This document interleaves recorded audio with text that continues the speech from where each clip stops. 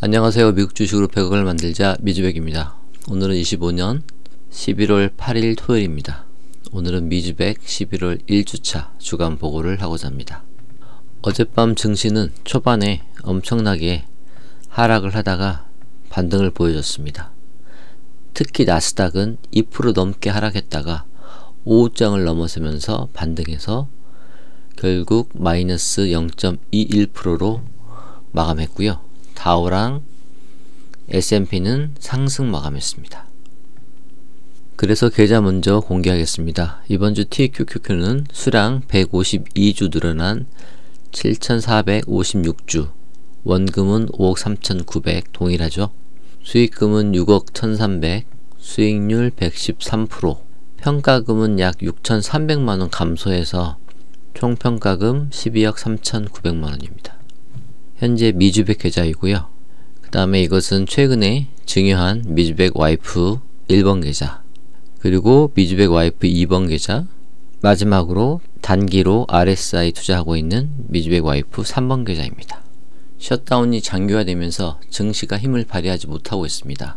일주일 동안 S&P 맵을 보면 빅테크 위주로 큰 하락폭을 보이고 있는데 엔비디아가 7% 넘게 하락, 마이크로소프트 4% 하락, 테슬라 약 6% 하락, 오라클 약 9% 하락, 팔란티어 11% 하락, 브로드컴 5.46% 하락, AMD 8.8% 하락, 메타도 4% 넘게 빠졌고 구글은 0.75% 하락 마감했습니다. 이번 주에 하락을 크게 키운 분이 있죠. 빅쇼트의 주인공인 마이클 버리가 미국의 주요 종목인 엔비디아와 팔란티어 두 종목의 공매도를 치고 있는 상황입니다. 즉 두 종목이 주가가 너무 버무르기 때문에 하락에 베팅을 하고 있는 상황인데, 이런 이유로 시장이 크게 힘을 발휘하지 못하고 있고 계속해서 줄줄 내리고 있는 상황입니다. 더불어 미국 정부의 셧다운 장기화되고 있죠. 하지만 어젯밤에 큰 반등이 나왔기 때문에 다음 주에는 상승 확률이 높을 것 같고요.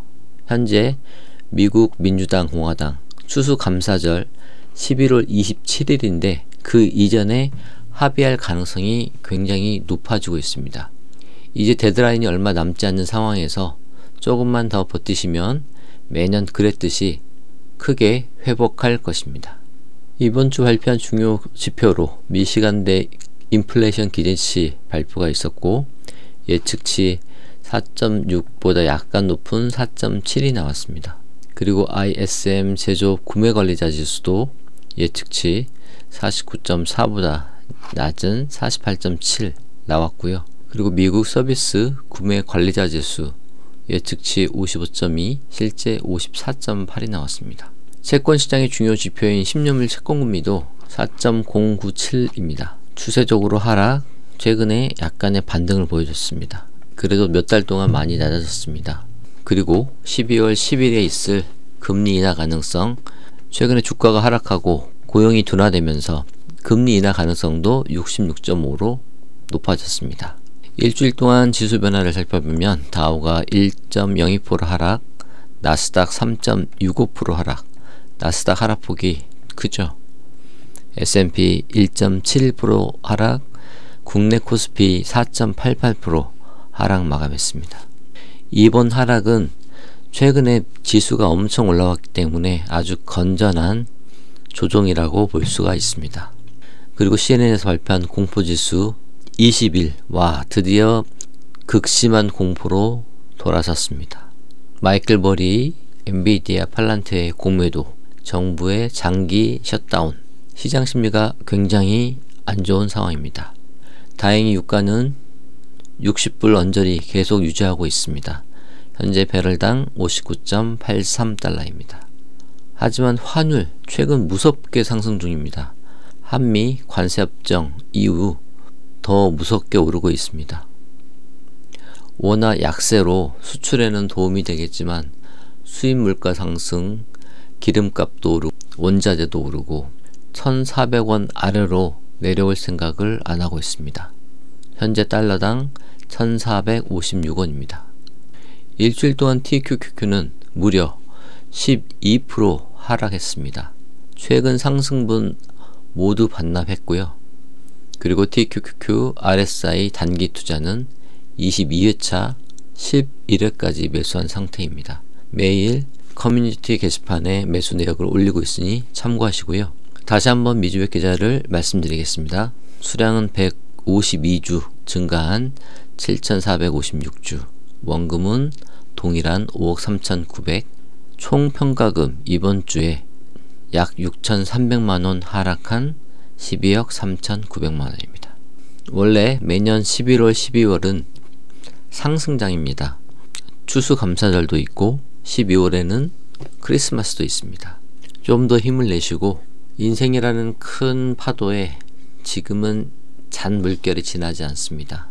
지나고 보면 아무것도 아니기 때문에 이 또한 지나갑니다. 저희는 원칙대로 투자하고 또 상승에서는 적당한 수익을 보고 그리고 장기 계좌에서는 큰 수익을 얻고 이런 일련의 과정을 거쳐 나가면 시간이 지나면 지날수록 우리의 자산은 우리의 부는 증가할 것입니다. 감사합니다. 미주백이었습니다. 주식 투자 정말 열심히 공부하고 나름대로 분석도 하는데 이상하게 왜 내 계좌만 계속 파란불일까요? 아마 많은 분들이 지금 고개를 끄덕이고 계실 텐데요. 오늘 이 지긋지긋한 질문에 대한 답을 한번 속 시원하게 찾아보겠습니다. 제가 얼마 전에 옛 동료를 만났거든요. 요즘같이 어려운 장에서 수익을 좀 냈다고 하길래 아니 비결이 뭐냐고 물어봤죠. 그랬더니 유료 리딩방을 4군데나 가입해서 거기서 추천해주는 종목으로 단타를 치고 있다는 거예요. 이 이야기 어떠세요? 왠지 남의 얘기 같지 않죠? 바로 이 지점에서 우리가 오늘 던져야 할 진짜 질문이 나오는 겁니다. 도대체 왜 우리 개인 투자자들은 주식시장에서 이기기가 이렇게나 힘든 걸까요? 이게 정말 단순히 운이 없어서 아니면 노력이 부족해서 그런 걸까요? 자, 그럼 이제 본격적으로 한번 들어가 보죠. 먼저 개인 투자자가 처한 현실부터 정확하게 짚고 넘어가야 합니다. 이건 우리가 생각하는 것보다 훨씬 더 외로운 싸움이거든요. 이게 말이죠. 다른 분야랑은 좀 달라요. 주식시장이라는 곳은 우리 개인 투자자를 특별히 보호해주는 장치가 사실상 없습니다. 회사를 다니면 노동법이라도 있지만 여긴 아니죠. 또 밤새워서 열심히 공부한다고 해서 그 노력이 반드시 수익으로 이어지는 것도 아니고요. 게다가 상승장에서는 사실 너도 나도 돈을 버니까 이게 꼭 자기 실력인 것처럼 착각하기가 너무 쉬워요. 바로 이게 가장 무서운 함정입니다. 아니 도대체 왜 이렇게 힘든 걸까요? 그 근본적인 원인이 뭘까요? 이제부터는 우리가 왜 자꾸 실패의 늪에 빠지는지 그 과학적인 이유를 한번 파헤쳐 보겠습니다. 우리나라 자본시장연구원에서 아주 흥미로운 분석을 내놨습니다. 개인 투자자가 실패하는 원인이 바로 행동 편향 때문이라는 건데요. 이게 뭐냐면요. 쉽게 말해서 우리 머리로는 이렇게 하면 안 되는데 알면서도 자꾸만 이상한 결정을 내리게 만드는 그런 심리적인 함정 같은 거예요. 그리고 이 보고서에서 딱 짚어서 얘기합니다. 우리를 계속해서 실패하게 만드는 아주 대표적인 함정이 바로 4가지가 있다고요. 지금부터 그 4가지가 뭔지 하나씩 까보겠습니다. 첫 번째 함정은 바로 과잉 확신입니다. 아, 이거 내가 좀 아는데 왠지 느낌이 좋아? 이런 근거 없는 자신감 말이에요. 이런 자신감에 차서 이거다 싶으면 어떻게 되죠? 결국 잦은 매매로 이어지게 됩니다. 통계적으로 봤을 때 잦은 매매는 결국 낮은 수익률로 돌아오게 되어 있어요. 두 번째는 처분 효과. 이거 진짜 뜨끔하시는 분들 많을 거예요. 수익이 한 5%만 나도 불안해서 얼른 팔아버리고 손실이 마이너스 30% 난 종목은 에이 언젠간 오르겠지 하면서 본전 생각에 꽉 붙들고 있는 심리. 이게 왜 그러냐면요. 내 선택이 틀렸다는 걸 인정하기 싫어서 그렇습니다. 세 번째는 제한된 주의력입니다. 생각해보세요. 우리나라에만 해도 상장된 기업이 2,000개가 넘어요. 근데 우리가 아는 건 결국 몇 개 안 되잖아요? 맨날 뉴스에 나오고 갑자기 급등해서 사람들 입에 오르내리는 그런 종목들. 진짜 좋은 회사라서가 아니라 그냥 내 눈에 잘 띄었다는 이유만으로 투자 대상을 고르게 되는 거죠. 자, 마지막 4번째는 대표성 편향입니다. 이건 과거의 결과가 미래에도 똑같이 반복될 거라고 믿는 착각이에요. 예를 들면 이런 거죠. 와, 이 주식 봐라. 한 달 내내 올랐네? 그럼 내일도 오르겠지? 하면서 그냥 따라 들어가는 거. 이게 바로 대표성 편향입니다.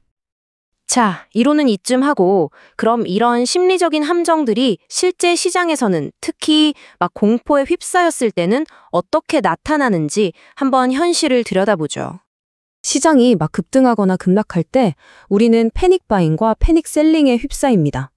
나만 돈 못 버는 거 아니야? 하는 불안감에 묻지만 매수를 하거나 이러다 휴지 조각 되겠다 하는 공포감에 그냥 다 던져버리는 거죠. 결국 이것도 뭐예요? 앞에서 말한 그 4가지 심리적 편향들이 만들어낸 합작품인 셈입니다. 이게 그냥 뇌피셜이 아닙니다. 자본시장연구원이 실제 개인 투자자 20만 명의 거래 데이터를 분석해봤는데요. 그 결과가 진짜 충격적입니다. 사람들은 대부분 주가랑 거래량이 이미 터진 뒤에야 부랴부랴 주식을 샀고요. 그렇게 산 주식은 결국 시장 평균보다 3.1%나 낮은 수익률을 기록했습니다. 그리고 결정적으로 손실난 주식은 꽉 쥐고 있으면서 이익난 주식은 무려 2배나 더 빨리 팔아버렸어요. 자, 이 그래프를 한번 보세요. 이게 그 처참한 결과를 딱 보여주는 겁니다.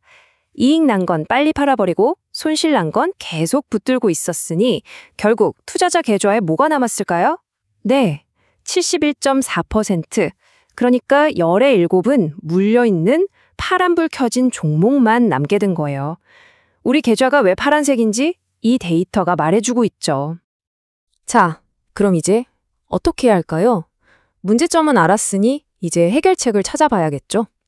원리 갈 것 없이 투자의 전설에게서 그 처방전을 한번 받아보겠습니다. 워런 버핏의 이 유명한 말, 이게 바로 패닉 바잉과 패닉 셀링에 대한 완벽한 해독제입니다. 남들이 공포에 질려서 다 던질 때가 사실은 기회고, 남들이 막 환호하면서 달려들 때가 바로 우리가 몸을 사려야 할 때라는 거죠. 근데 참 머리로는 아는데 이게 행동으로 옮기기가 정말 어렵습니다. 이 말, 아까 우리가 얘기했던 처분 효과를 그냥 정면으로 저격하는 말이에요. 작은 이익을 빨리 챙기는 것보다 훨씬 더 중요한 건 큰 손실을 보지 않는 거라는 거죠. 손실난 주식을 언젠간 오르겠지 하면서 붙들고 있는 것 자체가 이 첫 번째 원칙을 어기고 있는 겁니다. 그리고 마지막으로 이 말은 제한된 주의력이나 과잉 확신에 빠진 우리에게 던지는 경고입니다. 내가 이 회사에 왜 투자하는지, 이 회사가 뭘로 돈을 버는지도 제대로 모르면서 그냥 유행 따라서 감으로 투자하는 것, 그게 바로 진짜 위험이라는 거죠. 자, 그럼 이제 마음가짐을 넘어서 우리가 진짜로 뭘 해야 하는지, 시장이 하락할 때 당장 실천할 수 있는 구체적인 행동 지침으로 한번 들어가 볼게요. 하락장에서 멘탈을 지키는 5가지 방법입니다. 첫째, 역사를 보세요. 수많은 폭락이 있었지만 결국 시장은 다시 일어섰습니다. 둘째, 여러분이 썼던 투자 일지를 다시 읽어보세요. 과거의 위기를 어떻게 이겨냈는지 복기하는 겁니다. 셋째, 좋은 투자 심리책을 읽으면서 흔들리는 원칙을 다시 꽉 붙잡으세요. 넷째, 관점을 바꾸는 겁니다. 폭락이 아니라 세일 기간이라고요. 좋은 자산을 싸게 살 기회로 보는 거죠. 그리고 마지막 5번째, 이게 제일 중요할 수도 있어요. 제발 주식창 좀 그만 보세요. 그 시간에 차라리 산책을 하고 여러분의 일상에 집중하세요. 결국 오늘 이야기의 핵심은 이겁니다.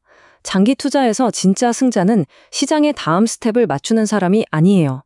바로 자기 자신의 감정과 비이성적인 충동을 통제하는 사람, 바로 그 사람이 이기는 게임입니다. 자, 이제 여러분께 묻겠습니다. 계속해서 오를지 내릴지 알 수도 없는 시장을 예측하는 게임에 여러분의 돈과 시간을 던지시겠습니까? 아니면 통제하기는 가장 어렵지만 유일하게 통제가 가능한 존재인 바로 나 자신을 지배하는 길을 가시겠습니까? 이 질문을 스스로에게 꼭 한번 던져보시길 바랍니다.